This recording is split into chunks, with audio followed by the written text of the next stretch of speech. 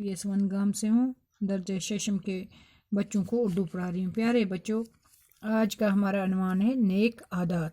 آپ page number 29 نکالیں تو دیکھیں کیا لکھا ہوا کیا ہے نیک عادات کے بارے میں۔ تو چلے پڑھتے ہیں۔ انسان کو اس کی عادتوں سے پہچانا جاتا ہے۔ انسان کی عمر جتنی زیادہ ہوتی ہے اتنی ہی اس کی عادتیں پختہ ہو جاتی ہیں۔ آپ کی عمر عادتوں کو بنانے کی عمر ہے۔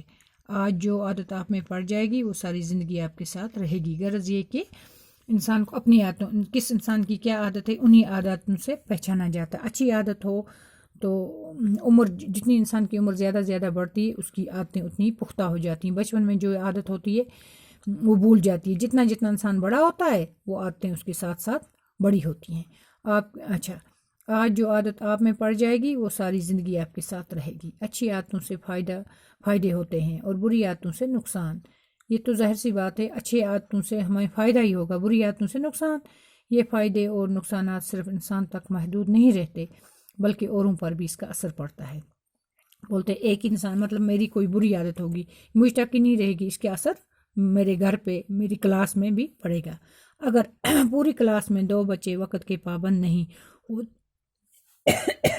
وہ دیر سے آتے ہیں تو سب سے پہلے انہی کے دوست متاثر ہوتے ہیں۔ آہستہ آہستہ ان کو بھی یہ عادت پڑ جاتی ہے۔ اکثر جب دیکھتے ہیں دوسرے بچے کہ یہ بچے لیٹ آتے ہیں تو وہ بولتے ہیں چلو ہم بھی آئیں گے، تو اس طرح ان کی بھی عادت گندی ہو جاتی ہے۔ استاد پڑھانے کے لیے آتا ہے تو اسے بھی ان کو غیر حاضر دیکھ کر تکلیف ہوتی ہے، کیونکہ اکثر استاد بولتا ہے یہ کیوں نہیں آئے، یہ بچے کیوں نہیں آئے۔ اب آگے پڑھانے کو شروع کرے تو 2 بچوں کے لیے رکنا ہے، جو آئے ہیں ان بیچاروں کا بھی نقصان ہوتا ہے۔ پڑھانے میں مزہ نہیں آتا۔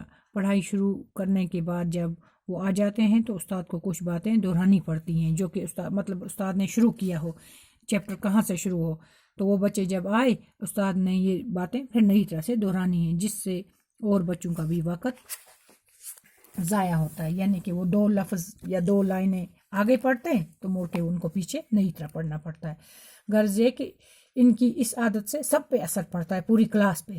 جب ان سے دیر سے آنے کی وجہ پوچھی جاتی ہے تو ایک دن ایک بہانہ بناتے ہیں اور دوسرے دن دوسرا بہانہ۔ ان کی عادت بن گئی ہوتی ہے دیر سے آنے کی، اب روز یہ کچھ نہ کچھ نئے بہانے ڈھونڈتے ہیں۔ اصل میں یہ صبح سویرے اٹھنے کی عادت نہیں ڈالتے، یہ دیر سے اٹھتے ہیں اور اس وجہ سے ان کا کتنا نقصان ہوتا ہے یہ وہ نہیں سمجھتے۔ اگر سمجھتے بھی ہیں تو عادت سے مجبور پھر وہی سب کرتے ہیں۔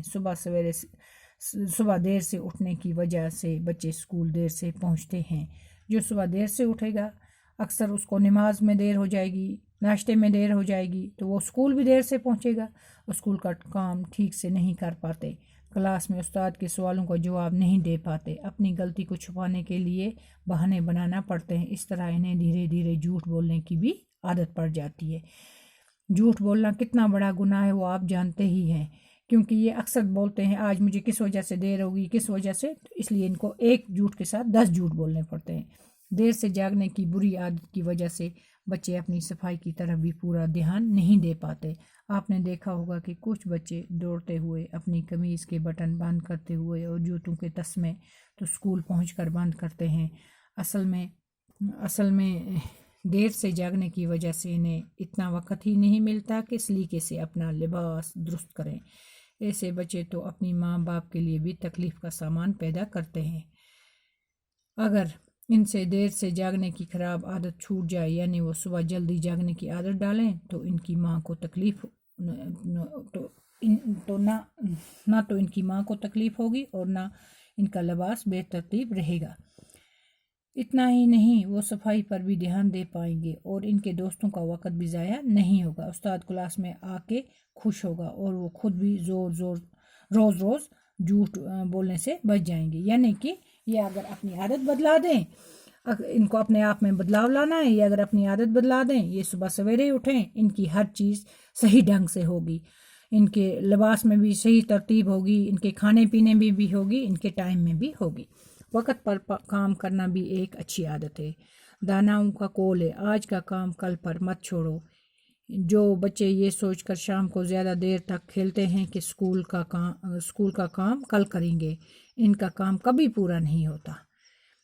کام تو وہ کرتے ہیں مگر اس قدر جلدی اور بے دلی سے ٹھیک سے سمجھنے کا موقع نہیں ملتا، جبکہ وہ بولتے ہیں کل کریں گے، کل ان کو اتنی جلدی کرنا پڑتا ہے، نہ اچھا لکھا ہوتا ہے، نہ ان کو سمجھ آتی ہے کہ ہم نے کیا لکھا، اور کہیں نہ کہیں ان کے کام میں کوئی نقص ضرور رہ جاتا ہے۔ جو بچہ وقت پر اپنا کام کرے گا، صبح جلدی اٹھے گا، جھوٹ نہ بولے، صفائی کا دھیان رکھے، اپنا لباس ٹھیک رکھے، اپنے رہنے کی جگہ اور آس پاس کو صاف و پاک رکھے، بھائی بہن سے جھگڑا نہ کرے، اپنے ہم جماعتوں سے پیار سے پیش آئے، استاد کا ادب کرے، وہی بچہ آگے چل کر زندگی میں کامیاب رہتا ہے۔ غرض یہ کہ بچے میں کیا، بڑے میں بھی یہ سب گن ہونے چاہیے جو کہ اس نے ایک ایک کر کے لکھے ہیں۔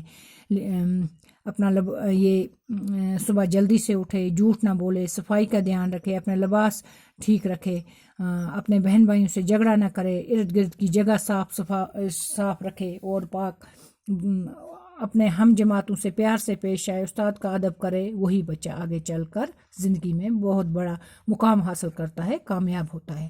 تو بچوں، یہ تھا ہمارا آج کا سبق، تو یہ اس کے ساتھ یہاں ہی ختم ہوتا ہے۔ انشاءاللہ ہم کل لفظ اور معنی پڑھیں گے اور آگے اس کی کیا ایکسرسائز ہوگی تو وہ کریں گے۔